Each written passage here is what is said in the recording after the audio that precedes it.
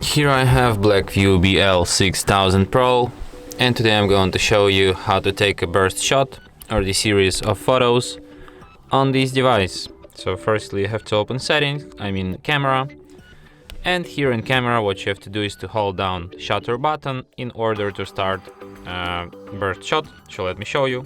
Just hold down shutter button and after that the burst shot starts. Okay, burst shot does not support watermark.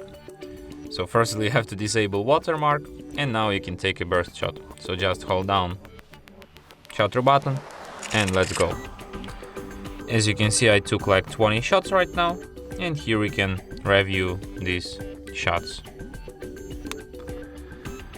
So yeah, and that's it.